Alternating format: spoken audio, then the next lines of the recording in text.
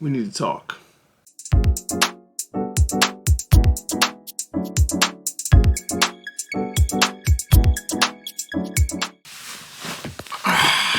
All right. So I'm wearing my white. I got a little black underneath, but wearing my white for Black Panther. Wakanda Forever. Black Panther. Black Panther. Banter. I'm tired. Alright, today we are talking about Black Panther Wakanda Forever. Now, I'm going to give you raw, unscripted notes that I wrote during my first time watching this movie. And, yeah, this movie was very interesting. It's very hard for me to give this a score, but at the end of this video, I promise you, I will give you a score. So let's go ahead and talk about the good points of this movie. Because there were some good points in this movie. First and foremost, the Queen was one of the best actresses in this movie, period. First of all, I must say this is a spoiler video. If you have not seen the movie, not my problem. I watched it, so you don't have to. Do I recommend you watch this movie? The best actress in the entire film. Amazing performance. I believed every single thing she did when she was at the council talking about, I'm not afraid of what vibranium will do to impact the world. I'm afraid of what you will do with the vibranium that will impact the world. So that was a really powerful statement, because even though Chadwick Boseman said, hey, we should be helping our people outside of Wakanda, you know, it's okay for, you know, the Queen to think otherwise. And she had every viable reason to say that, because special operations were trying to, you know, infiltrate Wakanda forces, which you'll see in the beginning. And man, Okoye, she did her thing in this film. Like the action sequences, number two, the action sequences were amazing. I loved, you know, the action sequences in the beginning. I think the ending action sequence, the fight, was better than the ending of the first movie. First movie was just straight up CGI and rhinos and you know, CGI suits fighting each other. Like that whole T'Challa and Killmonger thing was not good. It was so cringy because it was CGI. Didn't look good. This movie actually looked pretty good as far as the fight sequence. And even when Okoye was fighting the Talakans, the sea people, awesome. Now let's get back into number one. Angela Bassett. She should 100% get some kind of nomination for this role. It was amazing and it was impactful because of her relationship with Shuri. It shined in this movie because you feel that absence of T'Challa, so she really has to carry a lot of the acting on her back, and she really sells the mother, the queen role in this movie, not just as a royal regal queen, but which she does show that, but she also shows the how can I say it? She shows what it means to be an authority figure and a mother to Shuri when she needs guidance, and she knows how to navigate and deal with a very stubborn Shuri, because Shuri is messed up in this movie. Because of her brother's death, and she blames herself, and her mother is really, you know, a good stand-in to defend and protect the kingdom even while T'Challa is gone, you know, and her presence is very strong. When she scolds Okoye in the council room, I loved just the passion she had when she stripped Okoye of her rank. She was like, look, you are the one that sided with Killmonger when I was like pleading to the ancestors to help us, and T'Challa lost everything and you didn't help me, and now you fail to keep my daughter safe, and she could be dead right now. what makes you think I should keep you here? So she strips her Okoye of her rank. And I felt bad for Okoye, but it was such a good scene. One of the best scenes. Like, haven't I already given everything? Like, I lost my whole family. Amazing scene. Oh my gosh. The queen, like, you can feel that she was kind of stirring up some emotion from the loss of Chadwick Boseman in her performance. And this is a reoccurring theme in the entire movie. We already talked about action sequences that were really good.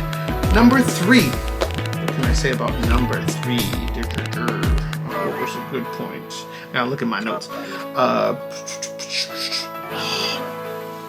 The scene where they introduced the Talakans, or the sea people, in the underwater city. Awesome. Like, that was probably the best part of the entire movie. Like, because you have these CIA agents trying to locate this vibranium, and they're trying to infiltrate the underwater city, and they don't know what's underwater, but they're assuming it's like Wakanda territory. And man, when you hear the music like building up, and you're like, what the heck is that sound?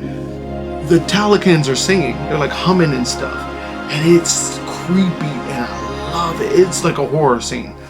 And so they're just killing off CIA agents, like left and right, and you're just like, what the heck is going on? And when the sea creatures or the sea people show up and they start fighting, they are dope, man. Before they even show Namor's appearance, like, I was already scared to death of the Talakans. Woo! It was awesome scene. One of the best scenes was when they were killing off the CIA agents. Now that does tie into a bad part of this film, but I'm going to go into that later. Let's keep going with the good parts. All right, number 4, M'Baku. His comedy really works in this movie, and the comedy in general, I think, centers around M'Baku. M'Baku is kind of like that light that is needed in the movie, and M'Baku gives some really good wisdom to Shuri during the middle and end parts of the movie, and I think it was really good of his character. And I love, like, when he does the is that what your brother would have wanted?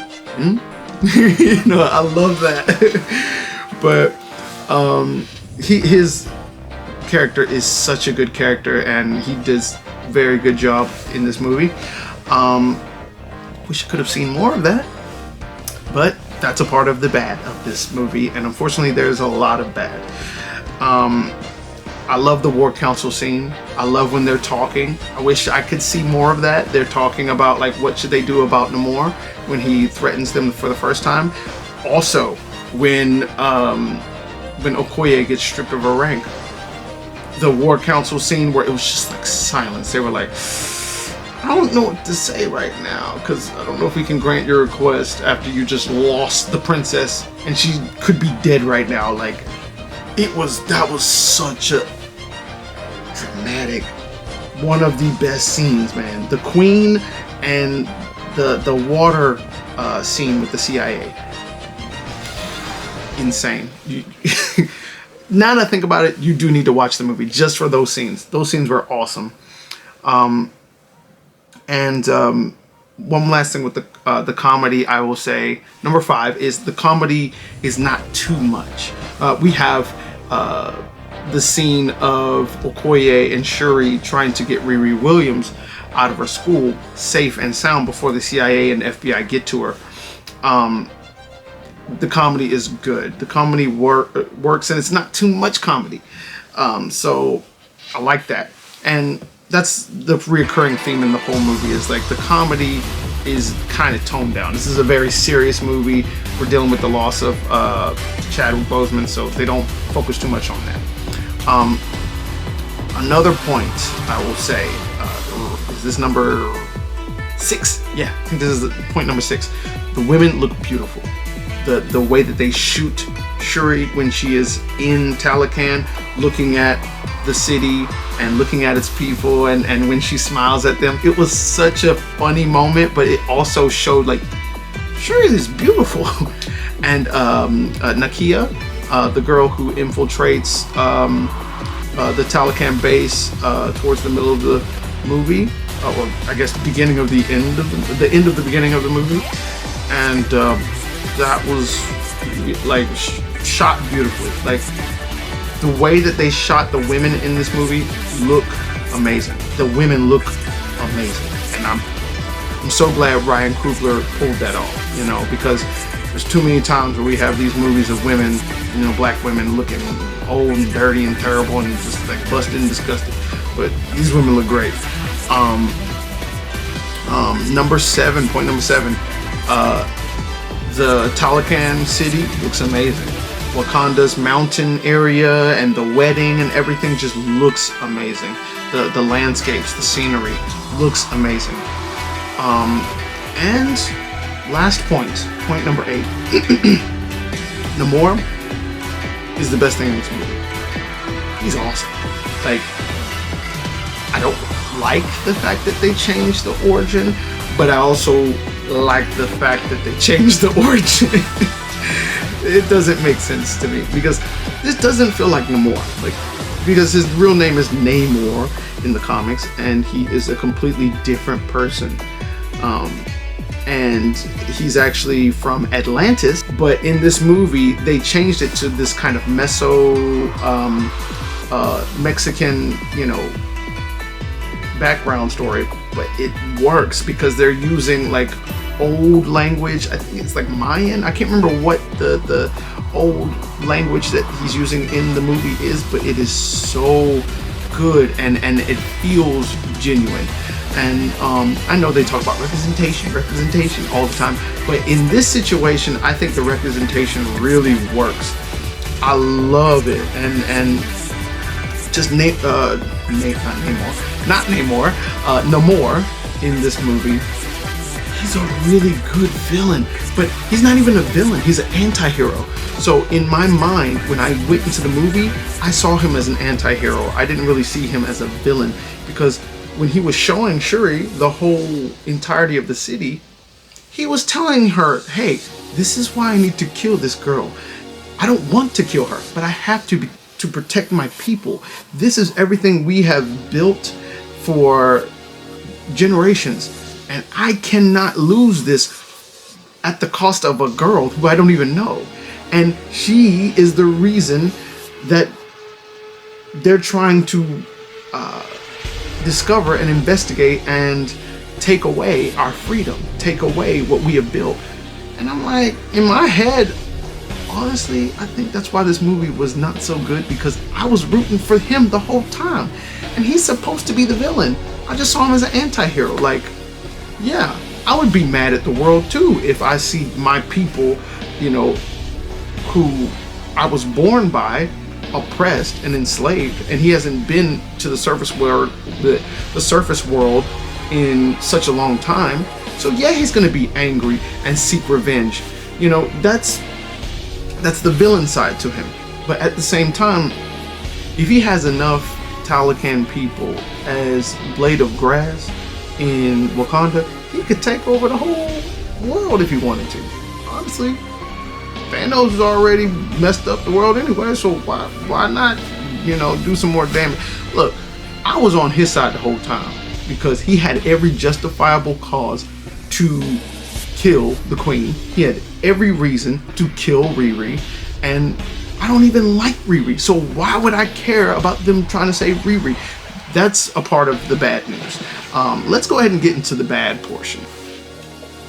All right, are you guys ready? So I am going in order of which I wrote it while I was in the theater, because I was taking notes the entire time. All right, first thing I wrote was the reason T'Challa dies is stupid. They literally put in COVID-19 into the story. They're like, oh, there's a undisclosed disease that killed him, and he didn't tell anybody. So when Shuri tried to save him, it was too late. This is Wakanda. This is the most technologically advanced country in the world, and you're telling me that they couldn't have found a way to revive T'Challa? You're serious? He wasn't even trying to fight a villain nobly, and he was just outclassed. There was so many different ways that they could have handled this, and I'm just so disappointed by the fact that they literally put in a fake COVID. Like, they don't even dwell on it. They're just like, he's dead. Like, what? Honestly, they should have just recast T'Challa, in my opinion. It would have saved this film from being so messy. You have Dumbledore. He was recast. And nobody even noticed. So if Harry Potter can be one of the best film series of all time, why couldn't they have done that for Black Panther? That's a bad point. Alright? Another bad point. Why is Wakanda not helping the world? Wasn't T'Challa's realization at the end of the first movie was that, hey, we did abandon our people, our own people in the world, people who look like us, and we should be helping the world by regulating vibranium, not just giving it away, but also giving it to people who can use it effectively and not for selfish reasons. I thought that was something that Killmonger showed him at the end. Of course, Killmonger had his reasons for doing what he did, but of course he was crazy. And the Queen doesn't honor T'Challa's wishes at all, which T'Challa, that's why he became an Avenger, to help the people of the world while also being the king of Wakanda, because, he did realize that he was being selfish by just keeping the Black Panther within house. Like, what's the use of a Black Panther if he's not helping the other nations when he is the strongest nation in the world? He should be a representation of power in the earth, because it was an intergalactic war going on. And I think that their lack of help with the world's issues is the reason the CIA and all of these other operatives were attacking them in the first place. Because they're like, hey, you didn't follow up on your end of the bargain. You said you were going to help us, and we were going to trade and establish relations, and you didn't follow through. So he just dies, and then you just say, you change your mind. Oh, we're not going to help you anymore. We said we're going to help you, but he's dead now, so we're not going to help you. That was kind of weird. Next, this was the dumbest thing to me. How can you have a vibranium detector when you have no vibranium?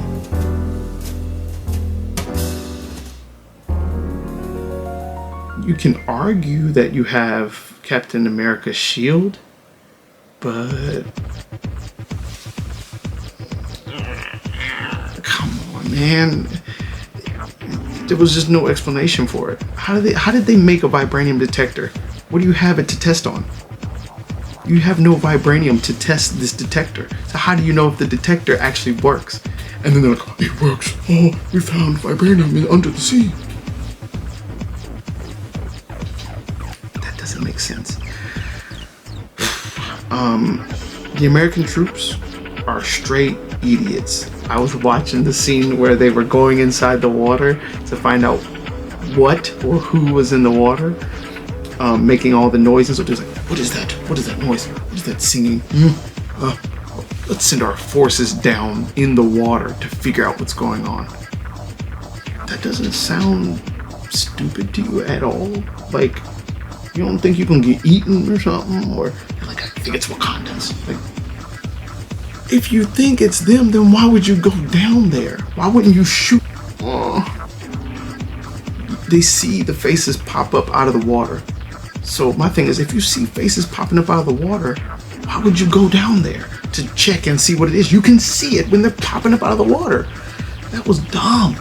And then another thing that I did not like was a woman, Talokan woman, takes down the helicopter of the CIA operatives.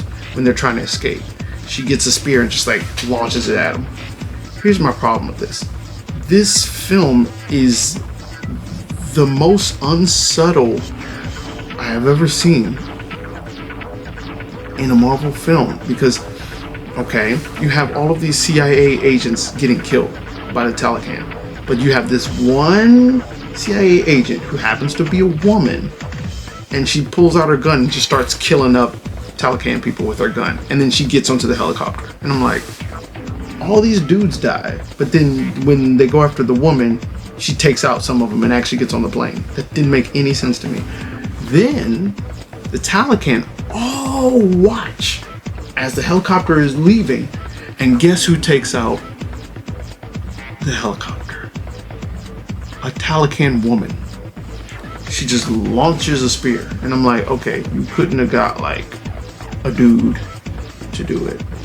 Like, it's a very small problem, but my feeling is like, okay, why would you clearly have the women, you know, doing cool things and no guys doing anything cool? I don't see any dudes shooting up the Taliban. I don't see any dudes, you know, killing up, you know, the other soldiers or nothing like that. Like, it was just weird that they just kept showing women, you know, in the forefront. Even the supporting cast, it was just weird. Like, it was too over the top for me. And then they had to beat a drum to open the barrier for Wakanda. That was really weird. Like, you're the most highly technologically advanced country, and you have to beat a drum to open the barrier to Wakanda. That is the most stereotypical black African thing that you can do in a movie. I'm like, Ryan Coogler, why did you think that was okay? That's just so stupid. And yeah, I got mad when, because I had a feeling Shuri was going to be Black Panther, but I was like, why is she Black Panther? And I understand that in the comics, I think there is some point where she's temporary Black Panther, but it seems like they're trying to make this a thing. And M'Baku, in my opinion, would have been a better Black Panther, because he was fighting T'Challa in the first movie over the position in the first place. So at the end, he does challenge, you know, the Black Panther to combat, trial by combat, and the Black Panther doesn't show up. I'm telling you right now, they're not going to give it to him because of the current politics and the current social media society we're in now, where everything that women do is great. I'm disappointed. Shuri is not a good Black Panther, you know, because I think Shuri as the annoying side character was a good character. Like, I think she should have stayed there, and she just loses her identity a little bit by trying to fit roles that she shouldn't be in, per se. And I don't like her as Black Panther because she's selfish and arrogant. Like, I understand that she is dealing with the loss of her brother, but like at the end when she's like, I'm gonna kill you more, I'm like, even M'Baku was just like, this isn't you. And at the end it just like, it works at the end, you know, and I understand her arc, but like, it could have been handled better. I think M'Baku would have been more of a Black Panther-esque person. Like, he understands the responsibility of, you know, leading people and the weight that he just has a more level head, clear head. So I didn't like that. Let's see. No trial by combat. Of course, they did have a trial by combat at the end, kind of. How and why can Riri, I wrote Riri, because she sucks, we'll just call her Riri. Why can Riri make a detector? She said she made her first, she was like repairing cars and stuff at age 3. Tony Stark didn't make his first anything until like age 5. So you're telling me she's smarter than Tony Stark? Okay. Riri is not likable at all. Why is she in this movie? I wrote. She's very self-absorbed. That's what I wrote. She's talking about like, oh, people wrote things in no, people has whole YouTube channels about me and about my work, and oh, I made that vibranium detector for class. And I'm like, really? You are that self-absorbed that you are like bragging about yourself and people looking at you? And one of the cringiest things was when she said, because people said I couldn't make it. People said I would never be able to do it. That's why I did it. And poor black African American woman. They said I couldn't do it. And I'm like, they went there. They did that. These characters, why are they using these characters for political reasons? It's so stupid. I just want to watch a good movie, not about race. Just a good character. It sucks. Okoye just outright kills a police officer for no reason. Like, she just stabs a spear into the car that I think Riri made a car, and it had some AI, and she was like, request to manually do, and then like she stabs a spear into the back of the car and like just runs over this policeman. That policeman is dead for no reason. And then Riri, in her little Ironheart suit, she blasts an airplane out of the sky, and then it lands in the street. That creates fire, which gives them a way to, escape. For no reason. You're killing people just to like make barriers around the FBI who are tracking you, just so you could escape. I'm like, yo, I don't understand this at all. Just killing innocent cops and FBI for no reason. No conscience. That made no sense to me. Okay. Why does Shuri and Okoye want to protect Riri? Namor has justified cause to kill Riri, and Riri isn't even likable, so she should die. I really wanted them to kill her. They just immediately oh, she's black. We have to protect her. We can't let Namor kill her. And they were just like, it's a student. It's a student. What? This is the person who made the detector? She's black. We can't kill her. I mean, they don't say that, but it's kind of implied, like, we can't let him take her. Like, but why, though? What's your plan if you let her stay in Wakanda? Just let her work with you. And the dumb thing is, she doesn't even want to stay in Wakanda. She wants to stay home and be with her family. And I'm like, what are you... This is a mess, yo. Like, it doesn't make sense at all. My Japanese friends were texting me like, I don't understand why they're fighting at all. Like, it doesn't make sense. This was the dumbest thing. Why didn't the Talican poison the food to kill Riri? It would have been over right then and there. They offered her food, right? So you're telling me she didn't eat it? And he was gonna kill her anyways. Yo, your whole Talican country, your nation, your sea world is at risk of being discovered. Why wouldn't you kill her right then and there with the food that you offered her? It didn't make sense. It would have been over. There is no word of Tony Stark in this movie. So why is she even in this movie when she's not connected to Tony Stark? I don't want to see Ironheart because I'm not invested in her. I don't like Riri. So why would I watch an upcoming TV series about someone who's not even remotely, connected to Tony Stark at all? Shuri swims during this ancestral plane part when she meets Killmonger.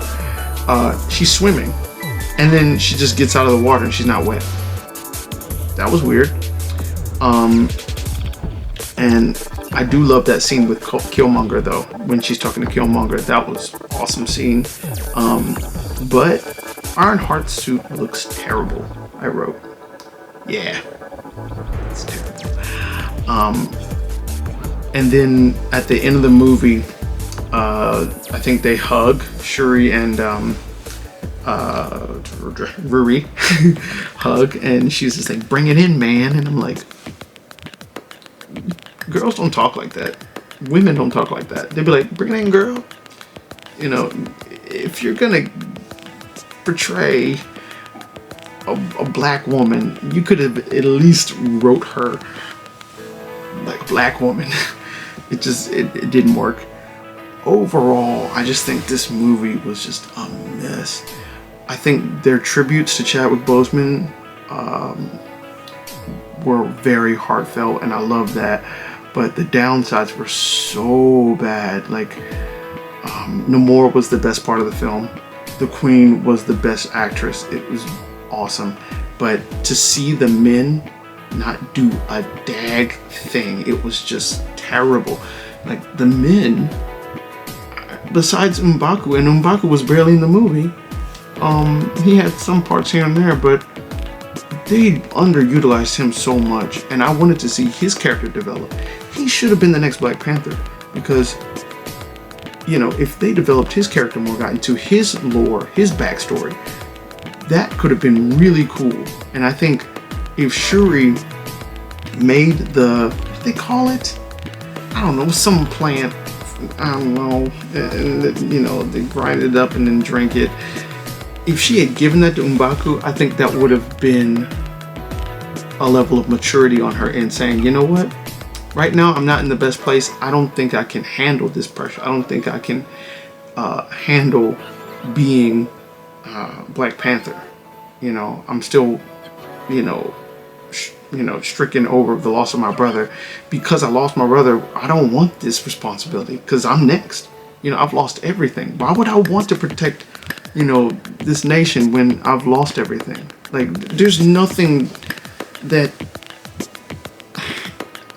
Why would she want that? Why would she want that responsibility? Of course, I know she wanted revenge, but like,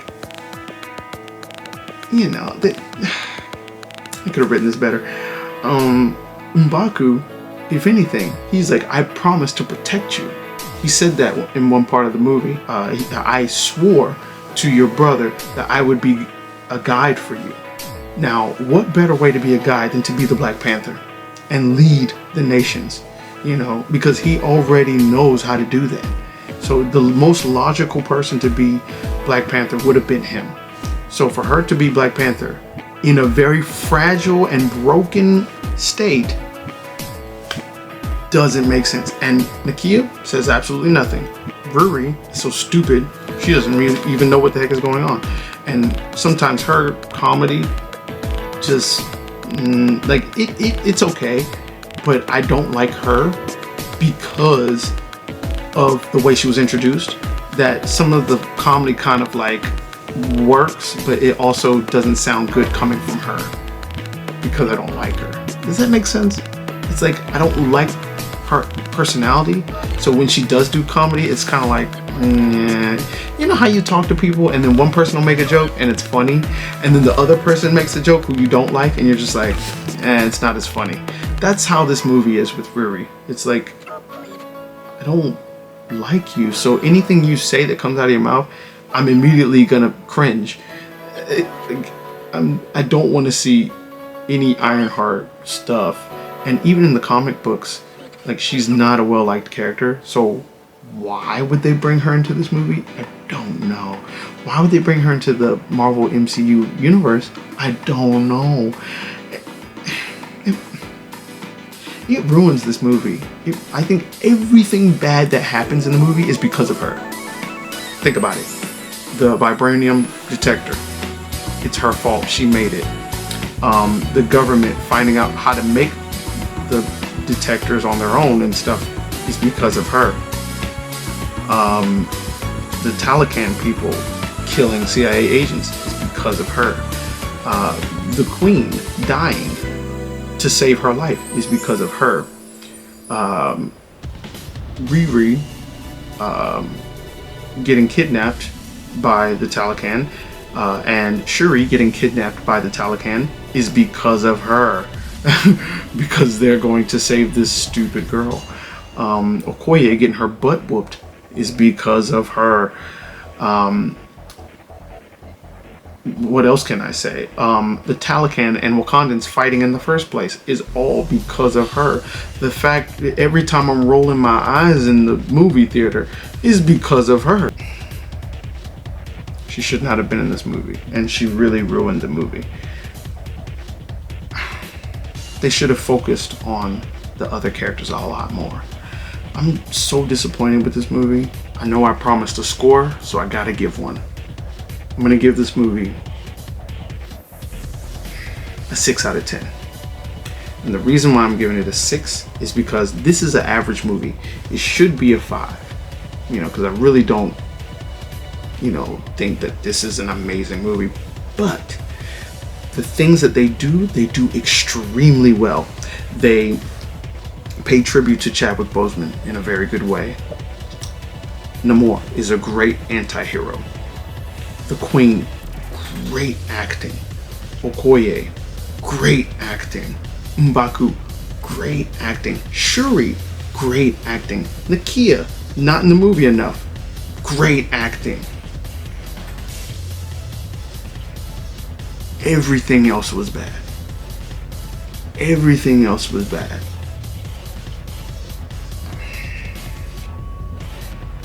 The background to Namor was a little boring, and the boy without love, and I'm like, what do you mean the boy without love? Like, he's a god. The people love him, and he had a mama. Oh, and why does he have no father? They didn't explain that one.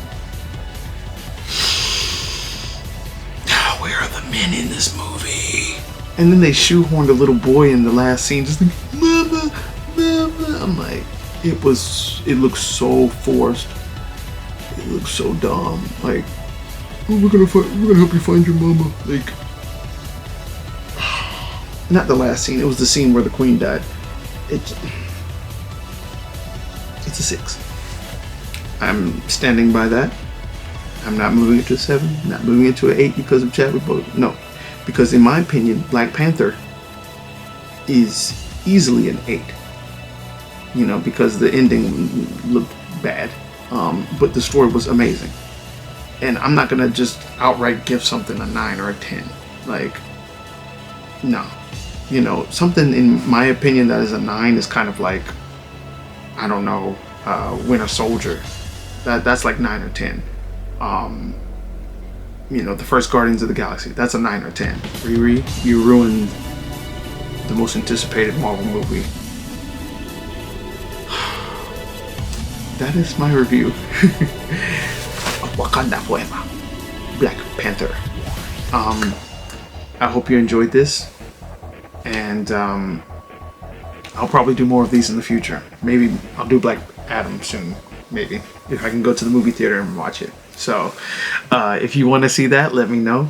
This is your boy Dori from Dorio TV signing out. Deuce, deuce, see you.